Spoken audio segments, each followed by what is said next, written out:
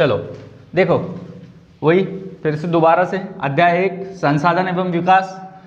अब इसमें हम कुछ क्वेश्चन पढ़ चुके हैं, ठीक है। अब इसमें जो दूसरा जो कुछ क्वेश्चन बाकी वो पढ़ेंगे अब, और अब इसमें मिट्टी से ज़्यादातर क्वेश्चन हमको पढ़ने हैं यहाँ पर। अब मिट्टी के हमने और भी क्वेश्चन पढ़े हैं, है ना, लेकिन जो बाकी रह गए थे वो अब इसमें पढ़ेंगे अपन। तो मिट्टी में हम सबसे पहले पढ़ेंगे बांगर मिट्टी। कौन सी मिट्टी? बांगर। अब बांगर मिट्टी किसे बोले हैं, आ रही बात समझ में? या बांगर क्या है, प्रश्न ऐसा है, या बांगर मिट्टी, ठीक है। तो बांगर मिट्टी याद रखियो बेटा, बांगर मिट्टी किसे कहते हैं तो सुनना, पुरानी जलोढ़ मिट्टी को बांगर कहते हैं। पुरानी जलोढ़ मिट्टी को बांगर कहते हैं। किसको भाई? पुरानी जलोढ़ मिट्टी को बांगर कहते हैं, याद रखियो, ठीक है।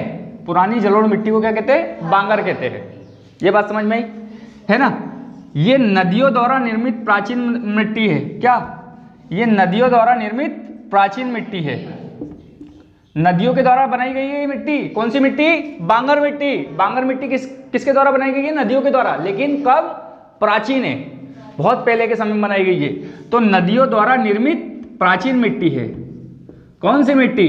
बांगर मिट्टी, ठीक है। तो अगर प्रश्न आए कि बांगर क्या है, तो हमें बताना है कि बांगर पुरानी जलोढ़ मिट्टी है, ये नदियों द्वारा निर्मित प्राचीन मिट्टी है, प्राचीन मुद्रा है, ऐसा याद रखना आप, है ना।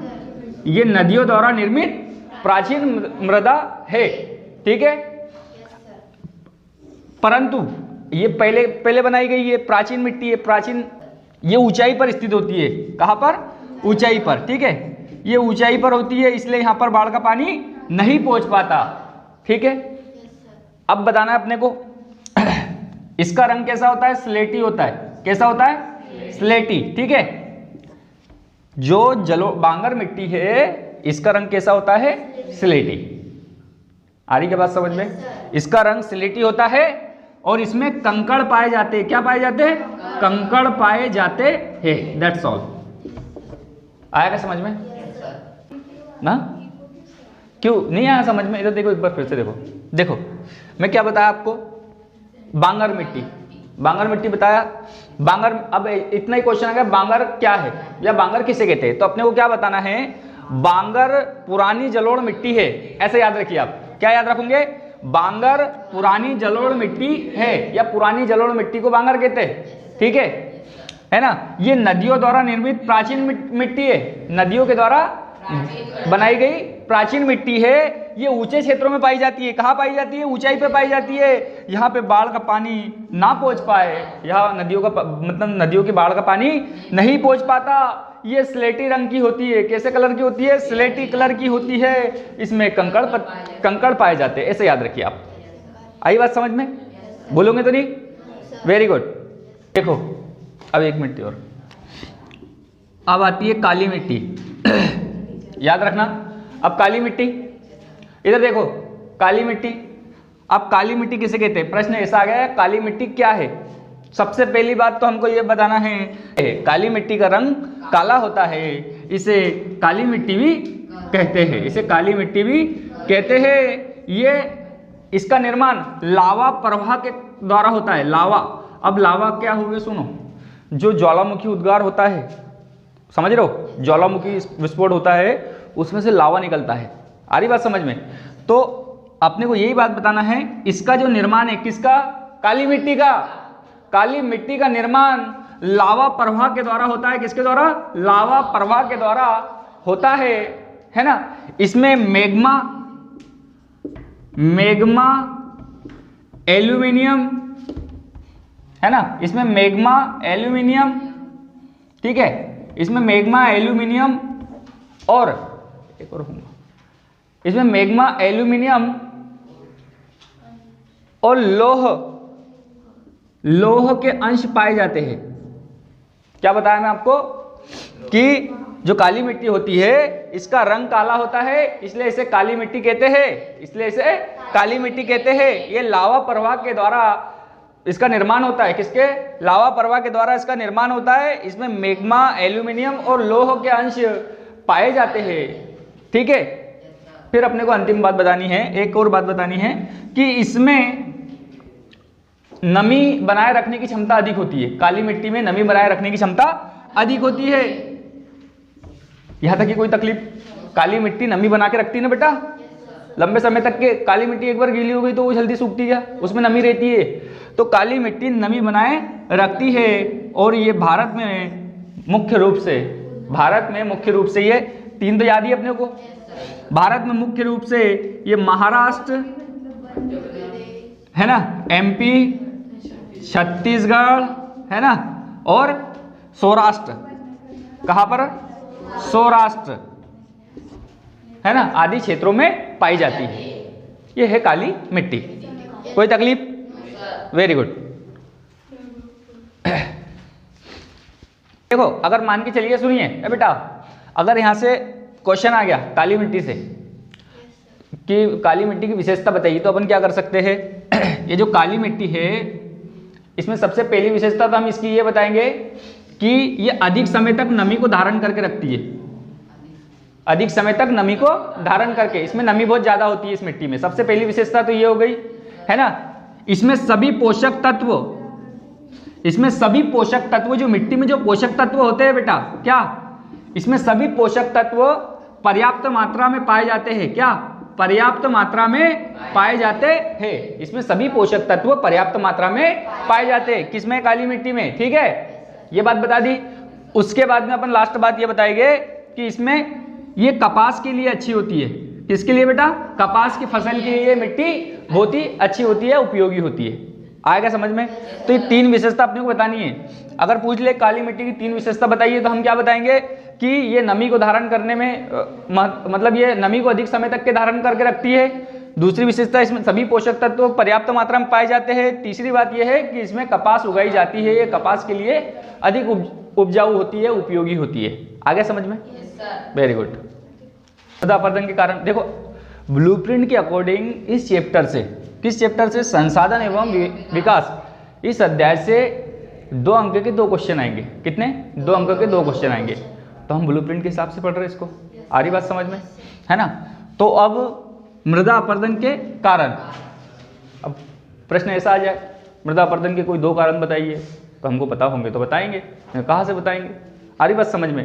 तो याद रखियो, भूल न जाइयो बेटा। ठीक है, अब सुनना, मृदा अपरदन के 2 कारण। सबसे पहले वन विनाश।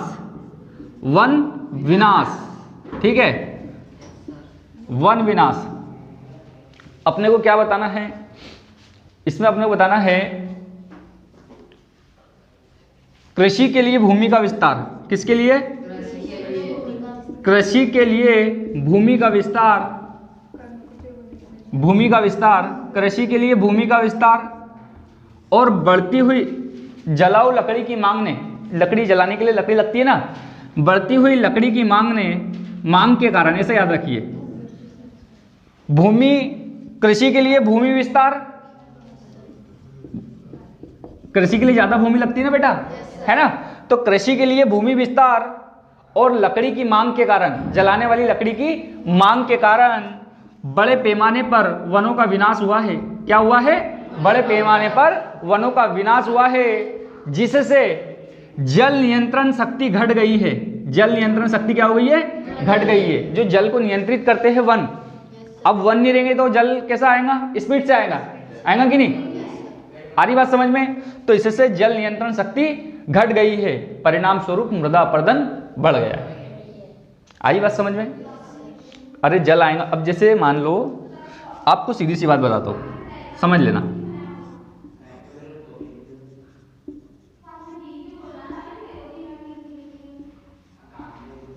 ठीक है, अब ये बहुत सारे पेड़ लगे मान के चलो, अब यहां से पानी अगर इधर जा रहा है तो वन उसको नियंत्रित कर रहे हैं ना, पानी को वन क्या करेंगे? नियंत्रित करेंगे। लेकिन जब ये वन ही नहीं रहेंगे तो पानी को कोई नियंत्रित कर पाएगा क्या फिर? हाँ, पानी तो स्पीड में आएगा और मिट्टी को, सारी मिट्टी को बहा के ले जाएगा कि नहीं ले जाएगा? ले जाएगा ना। तो यही बात हो रही है कि कृषि के लिए भूमि विस्तार किया गया है ना, कृषि के लिए भूमि विस्तार और लकड़ी की मांग, जलाने वाली लकड़ी की मांग के कारण क्या हुआ है? जंगलों का विनाश हुआ है। अब खेती करने के लिए जगह लग रही है तो जंगल काटना पड़ेगा। जंगल काट दिए गए, काटना पड़ेगा कि काटे गए जंगल। ठीक है, तो कृषि के लिए भूमि विस्तार और लकड़ी की मांग के कारण, काय के कारण, लकड़ी की मांग के कारण वनों का विनाश हुआ है, बड़े पैमाने पर वनों का विनाश हुआ है, ठीक है, जिसके कारण इसकी जल नियंत्रण करने की शक्ति घट गई। जल नियंत्रण करने की शक्ति क्या हो गई, इसकी घट गई, परिणाम स्वरूप मृदा अपरदन बढ़ गया, या परिणाम स्वरूप मृदा का अपरदन हुआ। आई बात समझ में? Very good. अगला पॉइंट सुनिएगा, दूसरा, अत्यधिक पशुचारण। पशुचारण, देखिए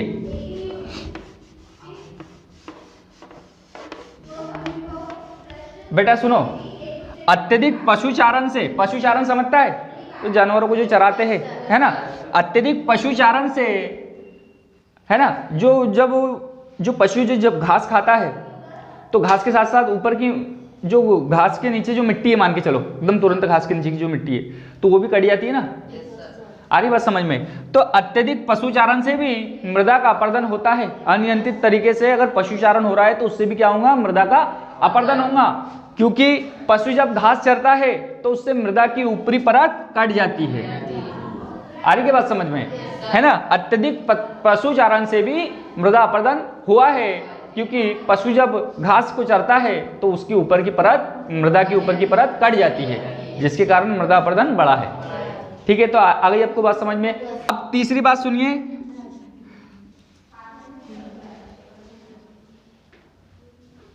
भारी वर्षा। भारी वर्षा, सुनना, भारी वर्षा। तो अब भारी वर्षा, देखो अपने को इसमें ज्यादा कुछ नहीं बताना है, इतना बताना है बस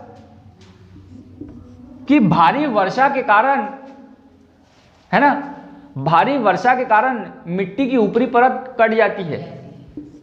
मिट्टी की ऊपरी परत कट जाती है, भारी वर्षा के कारण मिट्टी की ऊपरी परत कट जाती है, क्योंकि अत्यधिक वर्षा के कारण या बरसात के कारण, वर्षा के कारण, अत्यधिक वर्षा के कारण मिट्टी का बहाव बढ़ जाता है। मिट्टी बहने लगती है ना, मिट्टी का बहाव बढ़ जाता है एवं साथ ही साथ मिट्टी का कटाव भी बढ़ने लगता है ना।